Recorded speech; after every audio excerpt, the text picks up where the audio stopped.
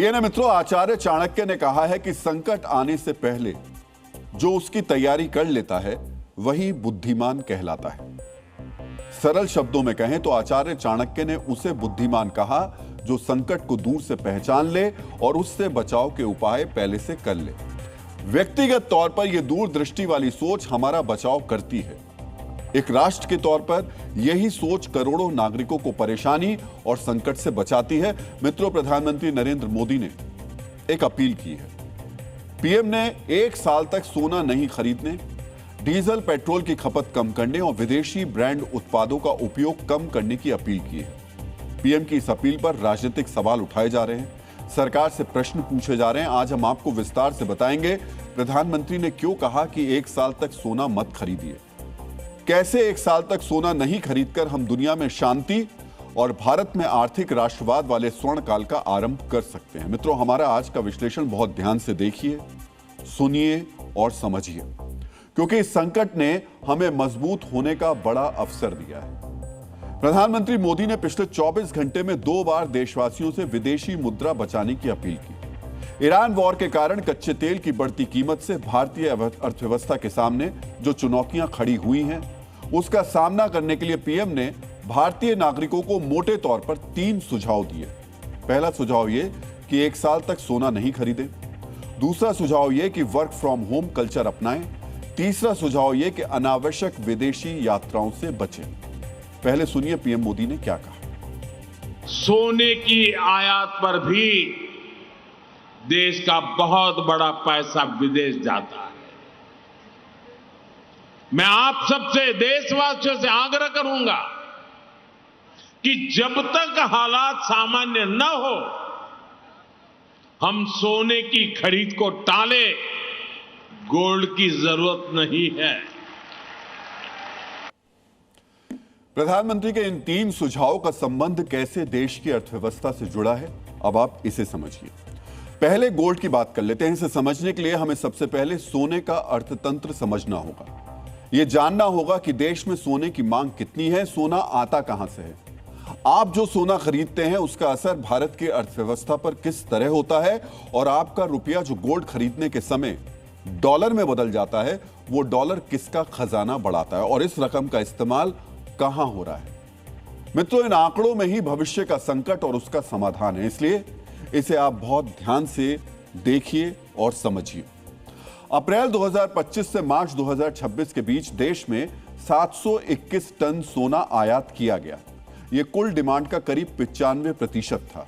721 ton सोना आयात करने में करीब 6,40,000 करोड़ रुपए खर्च हुए। मित्रों, यह रकम हमारे देश के रक्षा बजट से थोड़ी ही कम है। सरल तरीके से कहें तो हम जितने रुपए का सोना आयात करते हैं उससे थोड़ा ही ज्यादा पैसा अपने देश के रक्षा बजट पर खर्च करते हैं।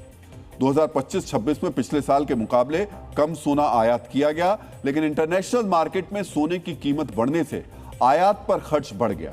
2024-25 में 4,86,000 करोड़ का ही सोना आयात किया गया था, तब 757 टन सोना इंपोर्ट किया गया था। यानी सोना कम आयात हुआ, लेकिन दाम बढ़ने की वजह से हमें ज्यादा विदेशी मुद्रा खर्च करनी पड़ी। मित्रों, आपके मन में यह सवाल भी उठ रहा होगा, आखिर देश में जो 700 टन से ज्यादा सोना आ रहा है उसे कौन खरीद रहा है, उसका इस्तेमाल कौन कर रहा है। अब यह आंकड़ा बहुत ही ध्यान से समझिए। रिपोर्ट्स के मुताबिक देश में सोने की कुल मांग का करीब 60% हिस्सा ज्वेलरी यानी गहनों के लिए होता है। यानी अगर 100 किलो सोना आयात होता है तो 60 किलो सोना गहने बनाने में इस्तेमाल किया जाता है। वहीं 40% सोने की डिमांड निवेश के लिए होती है। यानी 100 किलो आयात में 40 किलो सोना निवेश के लिए होता है। गोल्ड बार, क्वाइन, ETF जैसे निवेश इंस्ट्रूमेंट्स, इन्होंने सोने की डिमांड को बढ़ाया है और इस वजह से सोने की मांग लगातार बढ़ रही है। सोना रोजाना प्रयोग में आने वाली जरूरी वस्तु नहीं है, ना ही यह जीवन रक्षक दवा है। मूलतः देश में सोना शादी विवाह और निवेश से जुड़ा हुआ है। सोना नहीं खरीदने का जो सुझाव है वो बचत की सलाह है, विवेकवान होने की सलाह है। ये ऐसा नहीं है कि कहा जा रहा हो कि आप एक वक्त ही भोजन करें या आधा पेट खाएं। मित्रों, जब संकट का समय आता है तो हम परिवार में भी यही कहते हैं कि जितनी चादर है उतने ही पैर फैलाए जाएं। स्वामी विवेकानंद ने कहा है कि भारत की संस्कृति में सोना वैभव के साथ साथ शुभता और मंगल का प्रतीक माना गया है। समझिए, हमारे देश में सोना शादी विवाह में गहने के तौर पर दिया जाता है और कुछ लोग इसे निवेश के तौर पर खरीदते हैं। मित्रों, पीएम ने यह नहीं कहा कि आप सोना कभी नहीं खरीदें, सिर्फ 1 साल तक सोना नहीं खरीदने का सुझाव है। सोना कोई ऐसी वस्तु नहीं कि अगर हम ना खरीदें तो काम नहीं चलेगा। घर में अगर शादी विवाह है तो गहने की खरीद होती है, लेकिन बस ये कहा जा रहा है कि गैर जरूरी खरीदारी ना करें। अगर हमारे पास पहले से विरासत में मिले गहने हैं तो हम वो उपहार में दे सकते हैं। 100 में से 40 लोग जो सोना निवेश के लिए खरीदते हैं, अगर वो निवेश के दूसरे विकल्प अपनाएं तो आज जो युद्ध विश्व में शांति के लिए खतरा बना है, उसे रोकने में हम अपनी छोटी सी भूमिका निभा सकते हैं। हम हमारे ही पैसों से युद्ध लड़ने वालों को कमजोर कर सकते हैं।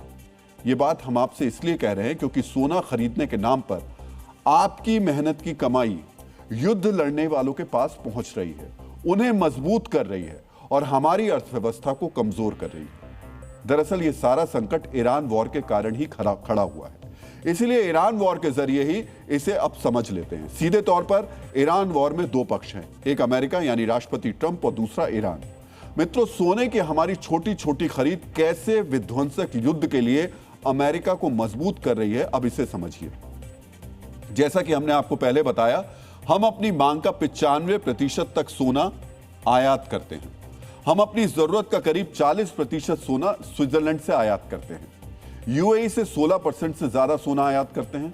दक्षिण अफ्रीका से लगभग 10% और बाकी का 14% सोना पेरू, ऑस्ट्रेलिया, हांगकांग जैसे देशों से हमारे देश में आता है। अब आपके मन में यह जिज्ञासा होगी कि सोना तो हम अमेरिका से इंपोर्ट करते नहीं है, लेकिन हम जो सोना खरीदते हैं उससे अमेरिका कैसे मजबूत हो रहा है? मित्रों, यही सबसे तकनीकी और दिलचस्प पहलू है, इसे बहुत ध्यान से समझिएगा। सोना खरीदने के लिए हमें अमेरिकी डॉलर में पेमेंट करना होता है, यानी सोना खरीदने के लिए हमें पहले डॉलर खरीदना होता है। बैंक जब डॉलर खरीदता है और रुपया बेचता है तो साधारण नियम के मुताबिक डॉलर की कीमत बढ़ती है और भारतीय रुपए की कीमत घटती है। साधारण तरीके से समझें तो हमें डॉलर खरीदने के लिए ज्यादा रुपया देना होता है। इससे हमें नुकसान होता है, लेकिन डॉलर अमेरिकी मुद्रा है, इसलिए अमेरिका को फायदा होता है। जानते हैं, अगर हम 1 करोड़ रुपए का सोना खरीदते हैं तो तत्काल 1 करोड़ रुपए के बराबर डॉलर की डिमांड पैदा हो जाती है। यह डॉलर अमेरिकी बैंकिंग सिस्टम से होकर हम तक पहुंचता है, इसलिए अमेरिकी बैंकों को फीस मिलती है। साथ ही डिमांड बढ़ने से डॉलर की कीमत भी बढ़ जाती है। इसके अलावा स्विस रिफाइनरी अपनी कमाई का बड़ा हिस्सा अमेरिका के बॉन्ड में लगाती है। इससे अमेरिकी सरकार को सस्ता कर्ज मिलता है। बहुत सरल तरीके से समझते हैं, हम जब सोना खरीदते हैं तो अमेरिका को 2 तरीके से फायदा होता है। पहला, सोना खरीदने के लिए हमें डॉलर खरीदना होता है। मांग बढ़ने से डॉलर महंगा होता है, इससे अमेरिका को सीधे फायदा होगा। दूसरा, गोल्ड बेचने वाली रिफाइनरी अपनी कमाई का बड़ा हिस्सा अमेरिकी बॉन्ड में लगाती हैं। इससे अमेरिका को सस्ता कर्ज मिलता है। मित्रों, हमारी इसी दोहरे फायदे से ट्रंप ईरान जैसे खर्चीला युद्ध लड़ने के लिए पैसे का इंतजाम कर लेते हैं। सोचिए, अगर हम 6,40,000 करोड़ का सोना आयात नहीं करेंगे तो क्या होगा? अमेरिका का डॉलर रुपए के मुकाबले थोड़ा कमजोर होगा। इससे होगा यह कि अमेरिका को कम से कम इतना पैसा तो सस्ते कर्ज के तौर पर नहीं मिल पाएगा। आचार्य चाणक्य ने कहा है कि धन का संचय राज्य और परिवार दोनों की स्थिरता का आधार है और सोना उसका प्रमुख रूप है। संकट का साथी मानकर देशवासी सोने का संचय करते हैं। मित्रों, वर्ल्ड गोल्ड काउंसिल की रिपोर्ट के मुताबिक अपने देश में आम आदमी के पास 25,000 टन सोना है। कुछ रिपोर्ट्स में घरों में रखे गए सोने की मात्रा 50,000 टन तक भी बताई गई है। भारत दुनिया का सबसे बड़ा निजी सोना रखने वाला देश है। भारतीय घरों में जितना सोना है वो दुनिया के टॉप 10 सेंट्रल बैंक्स के कुल गोल्ड रिजर्व में भी ज्यादा है। सोचिए, उनसे ज्यादा रखा हुआ है हमारे पास। इतना सोना है हमारे देश में, फिर भी गोल्ड की मांग कम नहीं होती। देश के हर घर में सोना है, फिर भी सोने के लिए इतनी मारामारी क्यों? इसलिए थोड़ा संयम दिखाया जा सकता है। सिर्फ 1 साल की बात है। 1 साल सोना नहीं खरीदेंगे तो ऐसा नहीं कि सोना खत्म हो जाएगा। मित्रों, ऐसा भी हो सकता है कि आज अगर हम सोना नहीं खरीदें तो फायदे में रहेंगे, क्योंकि युद्ध के कारण सोने के दाम बढ़े हुए हैं। विशेषज्ञ उम्मीद जता रहे हैं कि आने वाले समय में इंटरनेशनल मार्केट में सोने की कीमत घटेगी। सोचिए, अगर 1 साल बाद सोना प्रति 10 ग्राम 30 से 40 हजार रुपए भी सस्ता हुआ तो इससे हमारी निजी बचत होगी। साथ ही हम 1 साल तक सोना नहीं खरीदकर देश की मदद भी करेंगे। यानी आप कह सकते हैं कि आपके पास आर्थिक राष्ट्रवाद का स्वर्ण काल लाने का सुनहरा अवसर है। मित्रों, हमने आपको बताया कि सोने की मांग कैसे युद्ध लड़ने वाले अमेरिका को मजबूत कर रही है।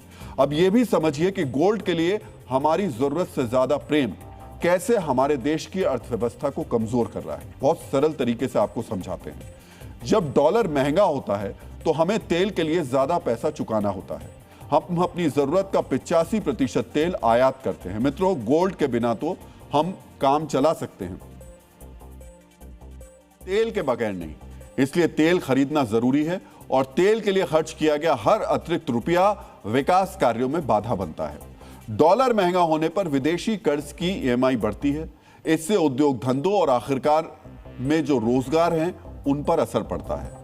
विदेश में पढ़ने वाले छात्रों को ज्यादा रुपया खर्च करना होगा। यह सीधे तौर पर आपके हमारे घर से जुड़ा हुआ मामला है। सोचिए, हम ज्यादा सोना खरीदकर एक तरफ युद्ध लड़ने वालों को मजबूत कर रहे हैं, दूसरी तरफ अपने देश की अर्थव्यवस्था को कमजोर कर रहे हैं। मित्रों, ईरान युद्ध की वजह से ही संकट है। यह संकट गंभीर होता दिख रहा है। हम आपको 2 महीने से लगातार बता रहे हैं कि संकट है। आगे आने वाले समय में संकट और गंभीर हो सकता है। प्रधानमंत्री कह रहे हैं कि फिलहाल संकट नहीं है, लेकिन संकट गंभीर हो सकता है। अगर संकट गंभीर हुआ तो क्या हो सकता है, आपके लिए यह जानना भी जरूरी है।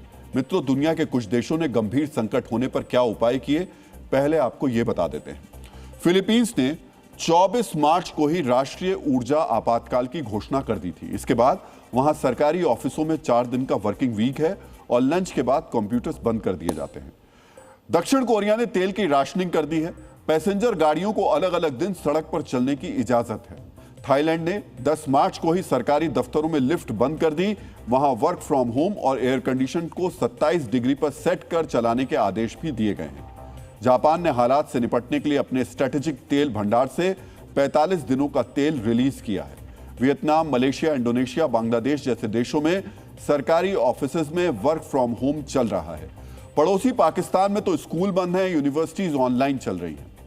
म्यांमार, नेपाल में प्राइवेट गाड़ियों के लिए अल्टरनेट डे रूल लागू किया गया है। नेपाल में तो एलपीजी सिलेंडर सिर्फ आधे ही भरे जा रहे हैं। मित्रों, समझिए संकट कितना बड़ा है। हमारा देश अब तक इस संकट से अछूता है, कोई परेशानी नहीं है। लेकिन अगर ईरान वॉर पर पूर्ण विराम नहीं लगा तो संकट बढ़ सकता है। यह संकट तब और बढ़ेगा जब हम इसी रफ्तार में गैर जरूरी वस्तुओं की खरीद पर विदेशी मुद्रा खर्च करते रहेंगे और अपना पैसा विदेशियों को देते रहेंगे। मित्रों, इसीलिए 1 साल तक सोना नहीं खरीदने की शपथ हमें मजबूत बना सकती है। बौद्ध धर्मगुरु दलाई लामा ने कहा है कि समस्याओं को बढ़ने देने से बेहतर है उन्हें आरंभ में ही समझ लिया जाए। डीएनए मित्रों, एक जिम्मेदार नागरिक होने के नाते संकट को समझने और आर्थिक राष्ट्रवाद वाले स्वर्णकाल के लिए तैयार होने का यही सही समय है। यहां हम आपको याद दिलाना चाहेंगे, यह पहली बार नहीं है जब देश हित में नागरिकों से संयम और अनुशासन बरतने की अपील की गई है। राष्ट्र हित में दुनिया के कई देशों में पहले भी ऐसा हो चुका है। दूसरे विश्व युद्ध के दौरान ब्रिटेन में जब खाद्यान्न की कमी होने लगी तो ब्रिटेन के उस समय के प्रधानमंत्री चर्चिल ने लोगों को अपने बगीचों, लॉन, पार्क और खाली जमीन पर सब्जियां उगाने के लिए प्रोत्साहित किया। इसे डिग फॉर विक्ट्री अभियान कहा गया। इस अभियान ने युद्ध के दौरान ब्रिटेन की खाद्य सुरक्षा में बड़ी भूमिका निभाई। 1965 में गंभीर सूखा और अन्य संकट से निपटने के लिए प्रधानमंत्री लाल बहादुर शास्त्री ने देशवासियों से सप्ताह में कम से कम एक वक्त भोजन छोड़ने की अपील की थी। 1973 में वैश्विक तेल संकट के दौरान उस समय की प्रधानमंत्री इंदिरा गांधी ने बचत संयम की अपील की थी। तब एनर्जी, ईंधन, खाद्यान्न और सरकारी खर्च में किफायत बरतने की अपील की गई थी। 1973 में ही जापान ने वैश्विक तेल संकट के दौरान ऊर्जा कुशलता अभियान चलाया था। इससे जापान और मजबूत होकर उभरा था। समझिए, ईरान युद्ध से तेल का जो वैश्विक संकट खड़ा हुआ है वो बड़ा खतरा है। हम फिर याद दिलाएंगे कि इस संकट से अभी तक हमारा देश बचा हुआ है, लेकिन आने वाले दिनों में यह संकट बड़ा हो सकता है। इसलिए जरूरत है सावधान होने की। मित्रों, सोना कोई ऐसी चीज नहीं है जिसके बगैर नहीं रहा जा सकता है। मित्रों, रविंद्रनाथ टैगोर ने कहा है कि भारतीय स्त्रियों के आभूषणों में सोना केवल सौंदर्य नहीं, परिवार की स्मृतियां भी संजोए रहता है। इसलिए हम ये भी कह रहे हैं, जरूरी है तो शादी विवाह के लिए स्वर्ण आभूषण खरीद सकते हैं, लेकिन जो लोग निवेश के लिए सोना खरीदते हैं वो जरूर गोल्ड को छोड़कर अपना निवेश किसी बेहतर रिटर्न वाले विकल्प में कर सकते हैं। सोने की कुल डिमांड में 40% हिस्सा इन्हीं निवेशकों का है। यह रकम छोटी नहीं है, यह कुल 2,56,000 करोड़ रुपए से ज्यादा की रकम है। मित्रों, ये निवेशक बहुमूल्य विदेशी मुद्रा बचाने के लिए दूसरी जगह निवेश कर सकते हैं। आज हमने डीएनए शोधशाला में रिसर्च की और आर्थिक विशेषज्ञों से पूछा कि ऐसे निवेशक कहां पर निवेश करें। सोना पिछले करीब 1 साल में काफी उतार चढ़ाव देख चुका है। ऐसे में अगर आप इस तरह का रिस्क ले सकते हैं तो शेयर मार्केट में निवेश करना एक विकल्प हो सकता है। यह निवेश आपके पैसे को मल्टीप्लाई करेगा ही, साथ ही आपका पैसा भारत की अर्थव्यवस्था में ही घूमता रहेगा। जो निवेशक शेयर मार्केट का जोखिम नहीं लेना चाहते वो म्यूचुअल फंड्स में निवेश कर सकते हैं। राष्ट्रवाद और रिटर्न दोनों तरह से यह निवेश फायदेमंद हो सकता है। मित्रों, एक ऑप्शन हो सकता है रियल एस्टेट, लेकिन अगर आपके पास जमीन, फ्लैट या दुकान खरीदना जितना फंड नहीं है तो आप REIT में निवेश कर सकते हैं। मित्रों, REIT भी म्यूचुअल फंड की तरह है। इसमें निवेश किया गया पैसा रियल एस्टेट में इन्वेस्ट किया जाता है और इसका फायदा आपको भी मिलता रहता है। सुनिए गोल्ड की जगह दूसरे विकल्पों में निवेश पर एक्सपर्ट्स और क्या बता रहे हैं। आपको अगर फिक्स इनकम और स्टेबिलिटी चाहिए तो आप डेट फंड में भी जा सकते हैं, क्योंकि डेट फंड के अंदर आपको एक फिक्स इनकम मिलती है तो एक स्टेबिलिटी आपकी बनी रहती है। इसके अलावा ग्रोथ फंड है या आपका रियल एस्टेट में आप जा सकते हो। NSE की स्कीम आई है EGR, मैं इसका आपको बताना चाहता हूं कि इसके अंदर क्या है। बेसिकली जो आप परचेज करेंगे उतने का गोल्ड वो अपने वॉल्ट में रखेंगे, वो अपने वॉल्ट में रख के फिर आपको यूनिट देंगे और यूनिट वो ट्रेडेबल है उसकी। मित्रों, जानते हैं अगर 2,56,000 करोड़ रुपए की विदेशी मुद्रा बचती है, इससे राष्ट्रीय स्वास्थ्य मिशन को 5 साल तक फंड किया जा सकता है। 3 बुलेट ट्रेन कॉरिडोर बन सकते हैं। डीएनए मित्रों, प्रधानमंत्री नरेंद्र मोदी ने सोना नहीं खरीदने की जो अपील की है उससे आयात बिल, व्यापार घाटे और विदेशी मुद्रा भंडार का अर्थशास्त्र तो आपने समझ लिया। यह सच है कि अगर भारतीय अगले 1 साल तक सोना नहीं खरीदेंगे या कम खरीदेंगे तो देश का अरबों डॉलर बचेगा। लेकिन मित्रों, हर सिक्के के 2 पहलू होते हैं। हमें गोल्ड के गुनागणित से बाहर निकलकर उस वर्ग की भी बात करनी चाहिए जिस पर इस अपील का सीधा और सबसे गहरा असर पड़ेगा। यह वर्ग है हमारे देश के ज्वेलर्स, सुनार और इस उद्योग से जुड़े कारीगर। सबसे पहले आपको कुछ आंकड़े देखने चाहिए। मित्रों, वर्ल्ड गोल्ड काउंसिल के मुताबिक भारत में 5 से 6 लाख छोटे बड़े ज्वेलर्स हैं। इनमें बड़े कॉर्पोरेट ब्रांड से लेकर आपके मोहल्ले के नुक्कड़ पर बैठने वाले पुश्तैनी सुनार तक शामिल हैं। लगभग 40 से 50 लाख लोग इस उद्योग पर सीधे तौर पर निर्भर हैं। इनमें सिर्फ शोरूम के मालिक के परिवार से लेकर वो कारीगर तक शामिल हैं जो सोने को पिघलाकर डिजाइन बनाते हैं, जो सोने को पॉलिश करते हैं और जो हॉल मार्किंग सेंटर्स में काम करते हैं।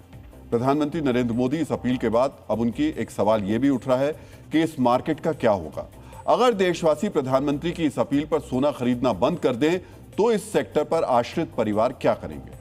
मित्रों, मार्केट को समझने वाले एक्सपर्ट्स की राय है इससे jewellery sector supply chain shock और डिमांड फ्रीज की स्थिति पैदा हो जाएगी। इसका असर यह होगा कि सोने के गहने बनाने वाले कारीगर, उनके लिए रोजगार का संकट खड़ा हो सकता है। बड़े ज्वेलर्स तो इस शॉक को झेल सकते हैं, लेकिन छोटे ज्वेलर्स के लिए दुकान का किराया और कर्मचारियों की सैलरी निकालना मुश्किल भरा हो सकता है। डीएनए मित्रों, प्रधानमंत्री की इस अपील के बाद चैंबर और ट्रेड एंड कॉमर्स ने पीएम को एक चिट्ठी भी लिखी है जिसमें ज्वेलरी इंडस्ट्री ने अपनी चिंता व्यक्त की है। मान लेती है जनता तो ज्वेलर बेरोजगार हो जाएंगे। करोड़ों लोग जो इस इंडस्ट्री में हैं वो बेरोजगार हो जाएंगे, दूसरी इंडस्ट्री में जाएंगे। इस इंडस्ट्री में कैसे काम चलेगा? हमारा व्यापार तो एकदम ठप ही होने वाला है। पहले से ही बहुत कम काम है हमारे व्यापार का। मोदी जी अगर कह रहे हैं कि 1 साल ना खरीदो तो हमारे वर्कर्स जो हैं, लेबर है, कारीगर, स्टाफ, उन सब की सैलरी वो सब इफेक्ट होंगे इस चीज़ से और हमारा व्यापार भी कम होगा बहुत। व्यापार तो खराब होगा और व्यापार जब खराब होगा तो हमारे साथ जितनी चेन जुड़ी है उन सबके लिए भी दिक्कत है। जो जुड़ा हुआ व्यक्ति है हमारे साथ उसको कहाँ लेके जाएंगे, कैसे करेंगे? वो भी तो हमारा परिवार है, उसको थोड़ी ना ऐसे छोड़ देंगे हम लोग। जो हमारे साथ बैठा हुआ है, हमारा स्टाफ है, जो फैमिली बन चुका है, जब वो दिक्कतों में भी आएगा, जब हम दिक्कत में वो भी दिक्कत में आएगा। डीएनए मित्रों, युद्ध की वजह से पूरी दुनिया में जो आपदा आई है, भारत पर अभी तक इसका बहुत ज्यादा असर नहीं पड़ा है और भारत आगे भी इससे अछूता रहे, इसीलिए प्रधानमंत्री मोदी ने यह अपील की है। यह तय है कि प्रधानमंत्री की अपील का असर लोगों पर पड़ेगा भी। ऐसे में सवाल उठता है कि ज्वेलरी सेक्टर के पास विकल्प क्या है। ज्वेलर्स अपना बिजनेस मॉडल कैसे बदल सकते हैं? एक विकल्प रीडिजाइनिंग और एक्सचेंज का हो सकता है। ज्वेलर्स मेकिंग चार्जेस पर फोकस कर सकते हैं ताकि सोना खरीदने की जगह जब लोग सोने के पुराने गहनों की रीडिजाइनिंग करवाने आए तो ज्वेलरी सेक्टर में कैश फ्लो जारी रहे। मित्रों, ज्वेलर्स ग्राहकों को डायमंड और अन्य रत्नों की तरफ मोड़ सकते हैं। भारत में जेमस्टोन्स यानी रंगीन पत्थर और आर्टिफिशियल डायमंड्स का उत्पादन खुद होता है। ऐसे में मार्केट को इस और भी शिफ्ट किया जा सकता है। उसे बल्कि यही बोलते हैं कि आप अपना देखें पुराना क्या सोना है, उसको कैसे हम लोग रिसाइकिल करके रीयूज करके हम उसको दोबारा से यूज कर सकते हैं। लोगों से सबसे यही अपील करेंगे कि अपना पुराने को रीयूज करें ताकि उससे हमारे देश का भी फायदा है और दूसरा लोगों को काम तो मिलता ही रहेगा, चाहे पुराने से नया बनवाए चाहे नया ले। यानी मित्रों, प्रधानमंत्री नरेंद्र मोदी ने ना खरीदने के साथ साथ एक बार फिर स्वदेशी सामानों की तरफ रुख करने की भी अपील की है।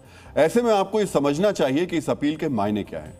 आपको ये जानना चाहिए कि सुबह से लेकर शाम तक आप जितनी चीजों का प्रयोग करते हैं उनमें से कितना सामान भारत बाहर से आयात करता है और दूसरे देशों पर निर्भर होने की वजह से भारत को कितना नुकसान उठाना पड़ता है। सबसे पहले आपको देश के इंपोर्ट बिल यानी आयात के आंकड़ों को समझना चाहिए।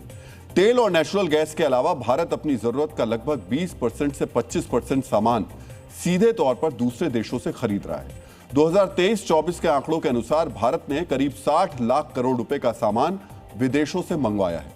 यानी हम 60 लाख करोड़ रुपए देश से बाहर भेज रहे हैं। इसका मतलब यह हुआ कि हम भारत में रोजगार के वो लाखों अवसर दूसरे देशों को गिफ्ट कर रहे हैं। जैसे बूंद बूंद से घड़ा भरता है, वैसे ही हमें हर छोटे बड़े प्रयास से ऐसे उत्पादों का उपयोग कम करना है जो विदेश से आते हैं और ऐसे व्यक्तिगत कामों से भी बचना है जिसमें विदेशी मुद्रा खर्च होती है। मित्रों, अब सवाल उठता है कि इस 60 लाख करोड़ को देश में रखने में आप यानी आम आदमी क्या रोल निभा सकता है। इसे समझने के लिए आपको पहले यह जानना होगा कि आप जाने अनजाने में कितना विदेशी सामान इस्तेमाल करते हैं। आपके घर में मौजूद टूथपेस्ट, साबुन, कॉफी, इलेक्ट्रॉनिक जो अप्लायंसेज हैं, इनमें से कितनी चीजें विदेशी हैं। आप जो कार या बाइक चलाते हैं, क्या वो मेड इन इंडिया है या विदेशी है। आप जिस मोबाइल फोन, कंप्यूटर या लैपटॉप का इस्तेमाल करते हैं, जो टीवी देखते हैं, क्या वो मेड इन इंडिया है या विदेशी है। मित्रों, एक रिसर्च के मुताबिक एक शहरी मध्यम वर्गीय व्यक्ति अपनी मासिक खर्च का 40 से 60% हिस्सा उन चीजों पर खर्च करता है जिनका सीधा या अप्रत्यक्ष संबंध विदेशी कंपनियों या आयात से है। प्रधानमंत्री की अपील यही है कि यह 40 से 60% पैसा जो विदेश जा रहा है उसे मेड इन इंडिया सामान पर ही खर्च किया जा सके ताकि देश का पैसा देश में ही रहे, उन देशों की जेब में ना जाए जो इसका इस्तेमाल युद्ध में करें और वैश्विक संकट पैदा हो जाए। मित्रों, आर्थिक देशभक्ति को लेकर प्रधानमंत्री ने देश से एक और अपील की जिसे आपको सुनना चाहिए। विदेशों में वैकेशन पर जाने का मिडिल क्लास में कल्चर बढ़ता जा रहा है। हमें तय करना होगा कि जब ये संकट का काल है और हमारी देशभक्ति हमें ललकार रही है तो कम से कम 1 साल के लिए हमें विदेशों में जाने की बातों को टालना चाहिए। डीएनए मित्रों, आपको यह समझना चाहिए कि प्रधानमंत्री ने विदेश यात्रा को फिलहाल स्थगित करने की अपील क्यों की है।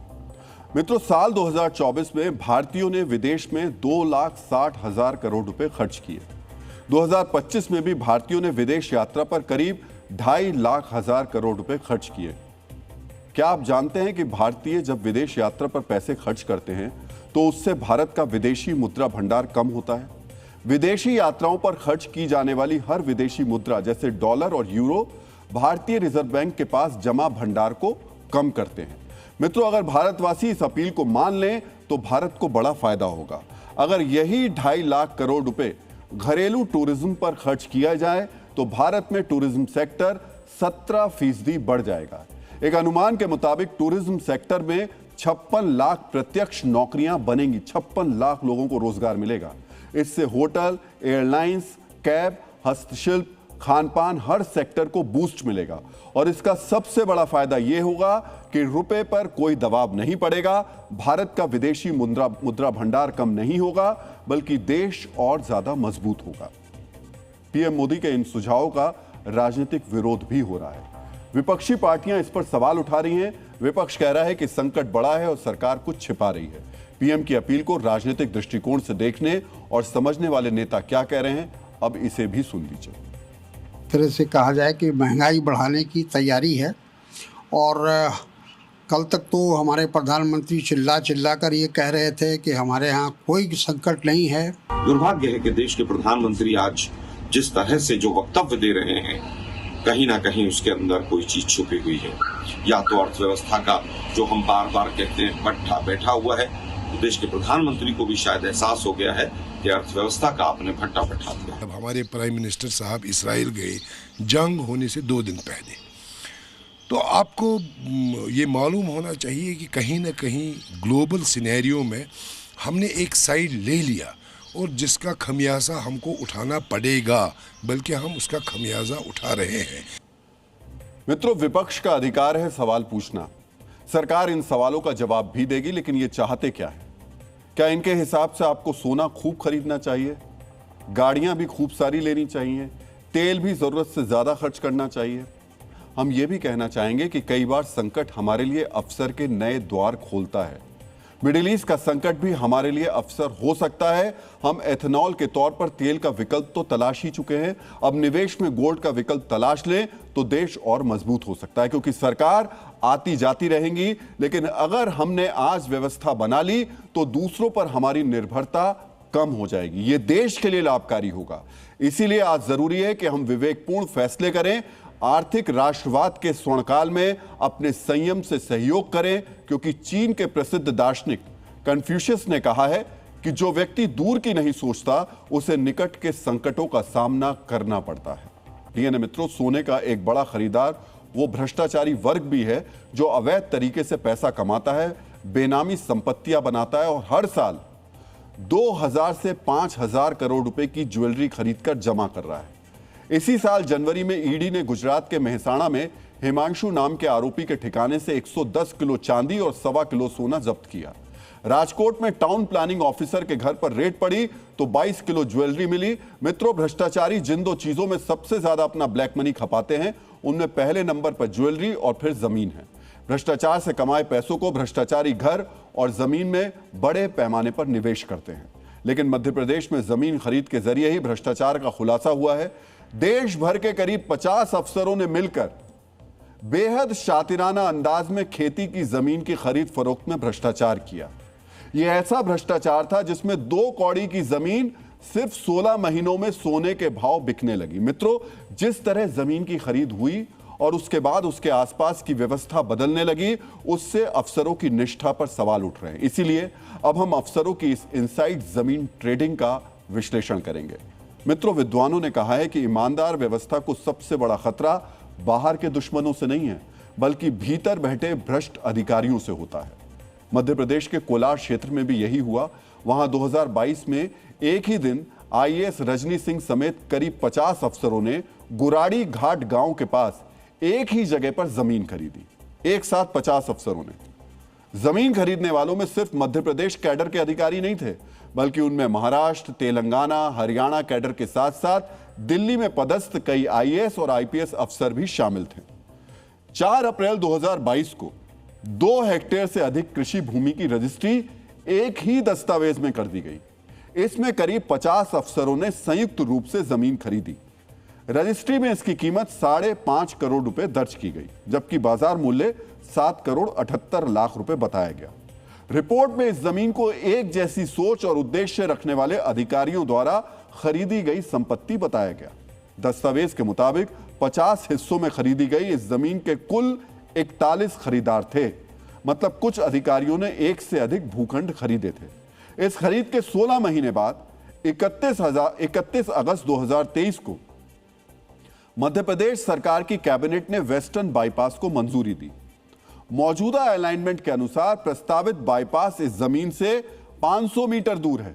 जैसे ही मध्य प्रदेश सरकार ने वेस्टर्न बाईपास को मंजूरी दी, उसके ठीक 10 महीने बाद यानी जून 2024 में जमीन का लैंड यूज बदलकर उसे आवासीय घोषित कर दिया गया। सवाल यह है, क्या यह सब संयोग है कि अधिकारियों ने मिलकर जमीन खरीदी और फिर उस जमीन के आसपास की व्यवस्था बदलने लगी? या फिर यह अधिकारियों का कोई भ्रष्ट प्रयोग है? क्योंकि जो जो अधिकारी इस जमीन की खरीद में शामिल हैं, उनका रसूख इतना जरूर है कि इतना बड़ा है कि उन्हें आसानी से पता चल सकता है कि इस जमीन का भविष्य क्या होने वाला है। आखिर ये कैसे हुआ कि एक ही जगह पर 41 अधिकारियों ने जमीन खरीदी, वहां से वेस्टर्न बाईपास भी गुजरने लगा और फिर जमीन का लैंड यूज भी बदल गया? मित्रों, 2022 में जब यह जमीन खरीदी गई तब इसकी कीमत 81 रुपये 75 पैसे प्रति वर्ग फीट थी। 81 रुपये 75 पैसे प्रति वर्ग फीट। और जून 2024 में जब इसका लैंड यूज बदल गया, उसके बाद जमीन की कीमत बढ़कर 557 रुपये प्रति वर्ग फीट हो गई। और आज की तारीख में उसी जमीन का बाजार मूल्य 2500 से 3000 रुपये प्रति वर्ग फीट है। सोचिए, कहां 75 रुपये और कहां 3000 रुपये। जो जमीन आज से 4 साल पहले 82 रुपये प्रति वर्ग फीट बिक रही थी, वही आज करीब 3000 रुपये प्रति वर्ग फीट बिक रही है। हम आपको सुनाते हैं, आपको बताएंगे भी आगे, लेकिन मध्य प्रदेश में जो हुआ वो देश में कोई पहली बार नहीं है। सरकारी तंत्र में शामिल अधिकारियों को अक्सर पहले से पता रहता है कि कहां क्या होने वाला है और इंफ्रास्ट्रक्चर को लेकर सरकार क्या फैसले करने वाली है। वो जानते हैं जहां से एक्सप्रेसवे, हाईवे, बाईपास या ऐसी कोई सड़क गुजरेगी, वहां जमीन की वैल्यू बढ़ेगी। उन्हें यह भी पता रहता है कि सरकार के फैसलों का क्या असर होने वाला है और वो इसी जानकारी का फायदा निजी हित में उठाते हैं और मुनाफाखोरी करते हैं। यह भी भ्रष्टाचार का ही एक रूप है। मित्रों, अब अफसरों की मिलीभगत से जुड़े भ्रष्टाचार के कुछ बड़े मामले हम आपको बता देते हैं। 2012 में दिल्ली मेरठ एक्सप्रेसवे का नोटिफिकेशन जारी हुआ, लेकिन 2016 तक अधिकारियों के रिश्तेदारों ने चुपचाप किसानों से जमीन खरीदी।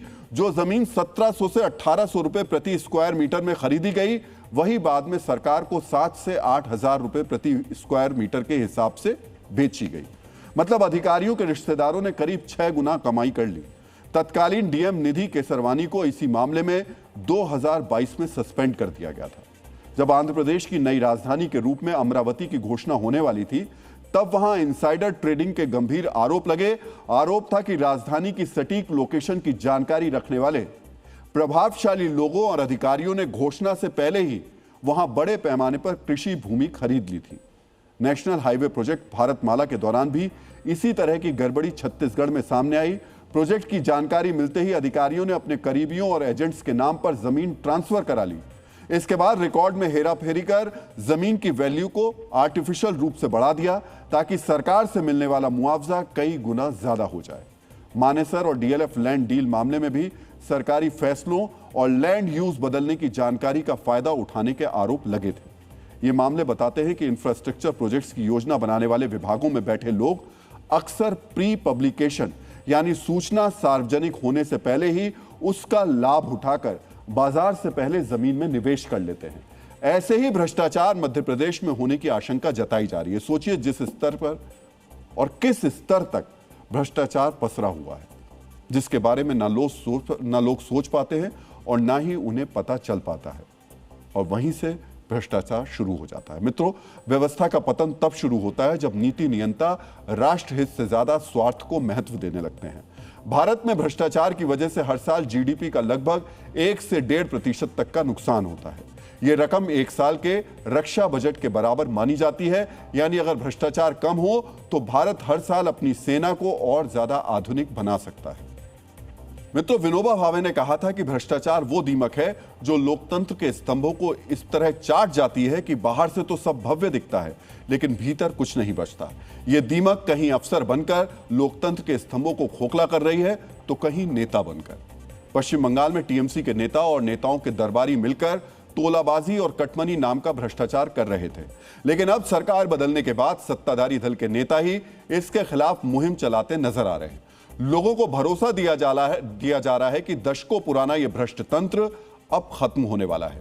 विधायक लोगों से निडर होकर कारोबार और दुकानदारी करने की अपील कर रहे हैं। वहीं मुख्यमंत्री ने घुसपैठ रोकने से जुड़े काम को भी आगे बढ़ाना शुरू कर दिया। मित्रों, मुख्यमंत्री शुभेंदु अधिकारी ने औपचारिक रूप से अपना कामकाज शुरू कर दिया है। आज मुख्यमंत्री ऑफिस से उनकी एक तस्वीर आई जिसमें वो भगवा कुर्सी पर बैठे हुए दिखाई दे रहे हैं। योगी आदित्यनाथ के बाद दूसरे मुख्यमंत्री हैं जो भगवा कुर्सी पर बैठकर सरकार चला रहे हैं। सीएम शुभेंदु अधिकारी ने आज ही पहली कैबिनेट की बैठक की। इस बैठक में उन्होंने राज्य के विकास और सुरक्षा से जुड़े कई महत्वपूर्ण फैसले लिए।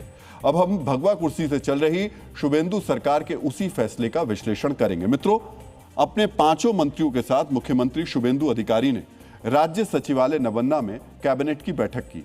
सबसे पहले हम आपको बताते हैं कि उस बैठक में कौन कौन से बड़े फैसले लिए गए। पश्चिम बंगाल में अब केंद्र सरकार की आयुष्मान भारत स्वास्थ्य योजना तत्काल प्रभाव से लागू कर दी गई है। ममता बनर्जी की सरकार ने इसे लागू नहीं किया था। पीएम जन आरोग्य योजना और प्रधानमंत्री फसल बीमा योजना जैसी अन्य केंद्रीय योजनाओं को भी बंगाल में लागू किया जा रहा है।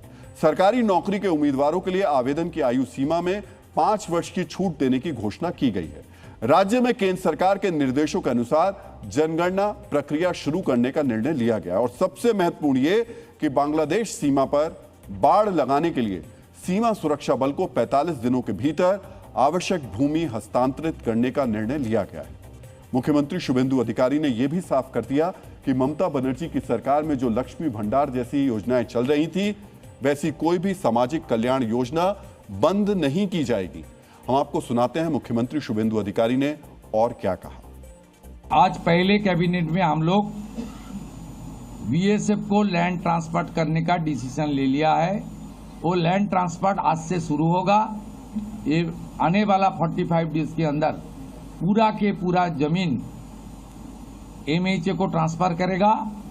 बीएसएफ फेंसिंग पूरा कर देगा और इलीगल इन्फिल्ट्रेटर्स का जो हमारी प्रॉब्लम चल रहा है, ये भी कुछ दिन के अंदर रिजॉल्व हो जाएगा।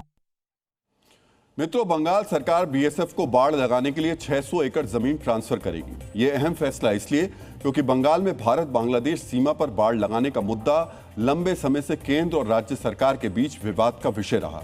बंगाल बॉर्डर पर करीब 435 किलोमीटर का हिस्सा अभी भी खुला हुआ है। ममता बनर्जी की सरकार ने बाड़ लगाने के लिए आवश्यक जमीन नहीं दी। मामला कलकत्ता उच्च न्यायालय पहुंचा। अदालत ने ममता बनर्जी की सरकार को इसी साल 31 मार्च तक अधिग्रहित भूमि बीएसएफ को सौंपने के आदेश दिए थे। पिछले महीने की सुनवाई में कोर्ट ने नाराजगी जताई कि 127 किलोमीटर जमीन सौंपी जानी चाहिए थी, लेकिन राज्य ने केवल 8 किलोमीटर ही सौंपी है। ममता सरकार का तर्क यह था कि वो डायरेक्ट लैंड परचेज पॉलिसी का पालन करती हैं, जो समय लेने वाली है। घनी आबादी वाले सीमावर्ती इलाकों में लोगों को विस्थापित करना एक बड़ी चुनौती है। लेकिन जैसे ही सत्ता बदली और शुभेंदु सरकार ने कुर्सी संभाली, वैसे ही पहले ही बैठक में बांग्लादेश बॉर्डर पर बाड़ लगाने के लिए जमीन देने के आदेश जारी कर दिए गए। मित्रों, डॉक्टर एपीजे अब्दुल कलाम ने कहा था, यदि आपका संकल्प अटल है तो रास्ते स्वयं बनते चले जाते हैं। सीएम शुभेंदु के संकल्प ने रास्ते को आसान कर दिया है। मित्रों, मुख्यमंत्री की तरह बीजेपी के विधायक और स्थानीय नेता भी तोलाबाजी और कटमनी के खिलाफ संकल्प लेकर शुद्धि अभियान में लगे हैं।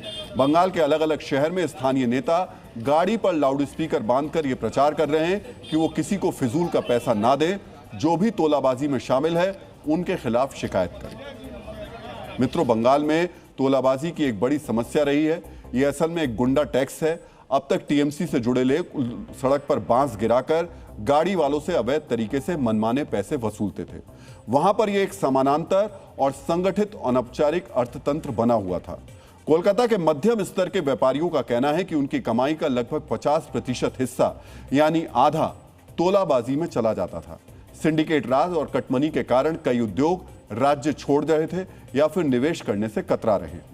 यही कारण है कि अब बीजेपी के स्थानीय विधायक घूम घूम कर लोगों को यह भरोसा दिला रहे हैं कि उन्हें अब ना तो किसी को पैसा देने की जरूरत है और ना ही डरने की जरूरत है। हम आपको सुनाते हैं कि राजा रहाट न्यू टाउन में बीजेपी विधायक पीयूष कनौडिया किस तरह दुकानदारों को आश्वासन दे रहे हैं। যারা করে ওদের বলবি যে আমি বলে গেছি কাজ করতে কোনো অসুবিধা যদি কেউ বাধাপ্রাপ্ত করে আমার করবে। আর একটা কথা বলে গেলাম, কোনো লোককে একটা টাকাও দিতে হবে না। যে ডেলি টাকা তোলা বন্ধ, কাউকে দেবে না। কেউ যদি এসে বলে যে আমি ফিল করলো, আমি হোম করলো, কোনো অমুক চলবে না। তোমরা নিজে খাটনি করে পয়সা কামাও, একটা টাকা কাউকে দেবে না। আমি তোমার বলে দিয়ে গেলাম, কোনো অসুবিধা হলে আমি সোজাসুজি বলতে পারবো, নিশ্চিত থাকবো। मित्रों, पश्चिम बंगाल में अभी भी सुरक्षा एक बड़ी चुनौती है। अभी भी छिटपुट हिंसा हो रही है। हालांकि पिछले चुनाव की तुलना में इस बार चुनाव के बाद वाली हिंसा काफी कम हुई और इसकी वजह सेंट्रल फोर्स है। अभी भी बंगाल में 70 से 80 हजार सेंट्रल फोर्स तैनात हैं। पश्चिम बंगाल में मंत्रियों और प्रशासनिक केंद्रों की सुरक्षा भी सेंट्रल फोर्स ही कर रही है। मुख्यमंत्री शुभेंदु अधिकारी को वर्तमान में राज्य पुलिस और केंद्रीय सुरक्षा बल की संयुक्त सुरक्षा प्रदान की जा रही है। राज्य सचिवालय न बनना और अन्य महत्वपूर्ण सरकारी मुख्यालयों की सुरक्षा की जिम्मेदारी सीआरपीएफ की क्विक रिस्पांस टीम को सौंपी गई है। मंत्रियों और कई वीवीआईपी की सुरक्षा में भी सेंट्रल फोर्स तैनात की गई है। मित्रों, केंद्रीय सुरक्षा बलों की सुरक्षा जम्मू कश्मीर, असम, अरुणाचल प्रदेश, मणिपुर जैसे संवेदनशील और अशांत राज्यों में दी जाती है। अन्य राज्यों में राज्य की पुलिस ही मंत्रियों की सुरक्षा करती है, लेकिन बंगाल में राजनीतिक हिंसा की वजह से मुख्यमंत्री के साथ साथ मंत्रियों को भी सेंट्रल फोर्स की सुरक्षा दी गई है। अभी 2 महीने तक बंगाल में सेंट्रल फोर्स तैनात रहेंगी। उसके बाद राज्य सरकार अपने स्तर पर सुरक्षा को मजबूत करेगी। इसके लिए सीएम शुभेंदु अधिकारी ने प्रशासनिक फेरबदल करने शुरू कर दिए हैं। आज उन्होंने मनोज अग्रवाल को राज्य का नया मुख्य सचिव बनाया। मित्रों, शुभेंदु अधिकारी सरकार की व्यवस्था दुरुस्त करने में लगे हुए हैं, तो सरकार के बाहर निकली तृणमूल कांग्रेस अब आपस में उलझी हुई है। हार का ठीकरा एक दूसरे पर फोड़ने में लगी हुई है। कल्याण बनर्जी सांसद और टीएमसी के बड़े नेता हैं। उन्होंने कहा है कि आईपैक ने टीएमसी को बर्बाद कर दिया। वहीं निर्मल घोष ने आरोप लगाया कि अभिषेक बनर्जी की वजह से हार मिली है। हम आपको सुनाते हैं कि टीएमसी में कैसे आरोप प्रत्यारोप का सिलसिला चल रहा है। দলটাকে শেষ করে দিল অভিষেক বন্দ্যোপাধ্যায়। রাজনৈতিক গুরুত্বপূর্ণ নেতাদের গুরুত্বই দিল না। সমস্ত যত নিচে টার্গেটের নেতাদেরকে, টার্গেটের কর্মীরা যারা কর্মী নয় তাদেরকে ডেকে নিয়ে সেসব টিকিট দিয়ে। তৃণমূল কংগ্রেসের সংগঠনের দুর্বলতার কারণ হচ্ছে আইপ্যাক এবং আইপ্যাক ওরিয়েন্টেড পলিটিক্স। আমাকে ফোন করে না 24 বছর ছেলে বলছে আপনি এই করুন, আমি কেন মানবো বলুন তো? 40 বছর রাজনীতি, 4টে টার্মের এমপি আমি, কামাক স্ট্রিট থেকে বলছি। What is this? কেন মানবো আমি? IPAC has destroyed Trinamool Congress organisation. मित्रों, एक बहुत पुरानी कहावत है कि जीत के 1000 किरदार होते हैं, लेकिन हार अनाथ होती है। हार के बाद टीएमसी के नेताओं को मीडिया के सामने एक दूसरे पर आरोप लगाने के बजाय आपस में बैठकर मंथन करना चाहिए, लेकिन वो नहीं कर रहे हैं। ममता बनर्जी और अभिषेक बनर्जी के फैसलों पर ही सवाल उठा रहे हैं। हालांकि ममता बनर्जी ने जो नए फैसले लिए हैं उसमें अभिषेक बनर्जी के करीबी साइडलाइन हो गए हैं। पिछली टीएमसी सरकार में पार्टी के भीतर अभिषेक बनर्जी खेमे के कई नेताओं को प्रमुखता से शामिल किया गया था, लेकिन इस बार विधानसभा में टीएमसी की लीडरशिप टीम में बड़े बदलाव देखने को मिले हैं। टीएमसी का नेतृत्व ऐसे नेताओं से भरा है जिन्हें पार्टी चेयरपर्सन ममता बनर्जी के करीबी माना जाता है। डीएनए मित्रों, अब हम एक तरफ सनातन के सम्मान और दूसरी तरफ सनातन के अपमान का डीएनए टेस्ट करेंगे। आज 11 मई 2026 का दिन है। आज से ठीक 75 वर्ष पूर्व आजाद भारत की सांस्कृतिक चेतना को पुनर्जीवित करने वाली एक घटना हुई थी। आक्रांताओं द्वारा बार बार हमला करके तोड़े गए सोमनाथ मंदिर को पुनर्निर्माण के बाद देश को समर्पित किया गया था। आजादी के बाद देश के पहले गृहमंत्री सरदार पटेल के संकल्प से सोमनाथ मंदिर के खंडहरों की जगह भव्य मंदिर का निर्माण हुआ, जिसका लोकार्पण देश के पहले राष्ट्रपति डॉक्टर राजेंद्र प्रसाद ने किया था। और आज 11 मई 2026 को इस ऐतिहासिक दिन की 75वीं वर्षगांठ है, जिसे देश सोमनाथ अमृत महोत्सव के रूप में मना रहा है। सोमनाथ में अमृत महोत्सव कार्यक्रम के दौरान भव्य आयोजन हुए। प्रधानमंत्री नरेंद्र मोदी ने इस कार्यक्रम में हिस्सा लिया। मित्रों, गुजरात में उत्सव मनाया गया, लेकिन इस बीच तेलंगाना में एक परेशान करने वाली घटना भी हुई। जिस वक्त देश सोमनाथ मंदिर पुनर्निर्माण के 75 वर्ष का उत्सव मना रहा है, उसी वक्त तेलंगाना में एक 800 साल पुराने शिव मंदिर को तोड़ने के खिलाफ विरोध प्रदर्शन चल रहा है। सोमनाथ के शिखर पर कुंभाभिषेक हो रहा है और तेलंगाना में शिव मंदिर के अवशेष जमीन पर पड़े हुए हैं। आज आपको सोमनाथ का उत्सव भी देखना चाहिए, अपनी विरासत पर गर्व भी करना चाहिए, लेकिन यह भी जानना चाहिए कि सोमनाथ से लगभग 1400 किलोमीटर दूर वारंगल जिले के अशोकनगर में विरासत को संजोने के बजाय डहा क्यों दिया गया। लेकिन सनातन के अपमान से पहले आप सनातन के सम्मान की वो तस्वीर देखिए, जिन्हें देखकर आपका दिल गर्व से भर जाएगा। पटेल को नमन के बाद शंख और डमरुओं के ध्वनि के बीच प्रधानमंत्री मोदी ने सोमनाथ के दरबार में प्रवेश किया। सोमनाथ मंदिर की पवित्रता बनाए रखने के लिए गर्भगृह में सिर्फ मुख्य पुजारी प्रवेश कर सकते हैं। ओम सद्यो जातम प्रपद्यामि सद्यो। इसीलिए प्रधानमंत्री ने हाइड्रोलिक विधि से शिवलिंग का जलाभिषेक किया। इस वीडियो में प्रधानमंत्री सामने पात्र में जल डाल रहे हैं, जो एक पाइप के जरिए शिवलिंग तक पहुंच रहा है। सोमनाथ मंदिर में एक विशेष पूजा का आयोजन भी हुआ। जिस वक्त मोदी विधि विधान से पूजन कर रहे थे, उस वक्त हेलीकॉप्टर से मंदिर में पुष्प वर्षा की गई। सोमनाथ अमृत महोत्सव के कार्यक्रम में सबसे विशेष था कुंभाभिषेक। मंदिर के 90 मीटर ऊंचे शिखर का 11 पवित्र तीर्थों के जल से कुंभाभिषेक किया गया। इसके लिए एक क्रेन के जरिए विशाल घड़े को ऊपर ले जाया गया।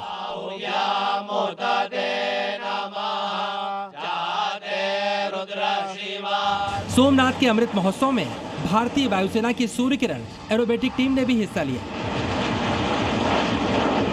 ये प्रदर्शन बता रहा था स्वतंत्र भारत के इतिहास में सोमनाथ के पुनर्निर्माण का क्या महत्व है और सैकड़ों वर्षों तक आक्रांताओं के आक्रमण के बावजूद भारतवर्ष के हृदय में सोमनाथ की आस्था बरकरार रही और हमेशा बरकरार रहेगी। हर हर महादेव। इतिहास के लंबे कालखंड में इस मंदिर ने कितने ही आक्रमण झेले। जैसे अनेक आक्रांत आए, लुटेरों ने सोमनाथ मंदिर का वैभव मिटाने का प्रयास किया। जिसके नाम में ही सोम अर्थात अमृत जुड़ा हो, उसे नष्ट कौन कर सकता है। मित्रों, सोमनाथ की भव्यता और दिव्यता बरकरार है, लेकिन तेलंगाना के वारंगल जिले में एक प्राचीन शिव मंदिर को गिराए जाने पर विवाद बढ़ गया है। वारंगल जिले के अशोकनगर गांव में एक प्राचीन शिव मंदिर को रातों रात गिराए जाने का कड़ा विरोध हो रहा है। यह मंदिर लगभग 800 वर्ष पुराना है। स्थानीय निवासियों और जनप्रतिनिधियों का दावा है यह मंदिर काकतीय सम्राट गणपति देव के शासनकाल में बनाया गया था और तेलंगाना की ऐतिहासिक और सांस्कृतिक विरासत का प्रतीक था। इस मंदिर को गिराने के बाद बड़े पैमाने पर विरोध प्रदर्शन शुरू हो गए हैं। स्थानीय निवासियों के साथ बीजेपी और बीआरएस भी मंदिर गिराए जाने का विरोध कर रही है। इस वक्त आप इस प्राचीन मंदिर के अवशेषों को देख सकते हैं। स्थानीय लोगों का आरोप है इस मंदिर की प्राचीन संरचनाएं और शिलालेख भी क्षतिग्रस्त कर दिए गए हैं। यानी एक तरह से गुजरात में एक तरफ विरासत को सहेजने का जश्न मनाया जा रहा है, दूसरी तरफ तेलंगाना में विरासत उजाड़ दी गई। यहां पर आंदोलन हो रहे हैं और लोग मांग कर रहे हैं कि इस मंदिर का फिर से निर्माण कराया जाए। डीएनए में आज का संदेश, जीवन में कभी लॉस हो तो सिर्फ जेब का होना चाहिए, सोच और आत्मविश्वास का नहीं, क्योंकि पैसा फिर से कमाया जा सकता है, लेकिन टूटा हुआ भरोसा दोबारा बनाना सबसे कठिन होता है।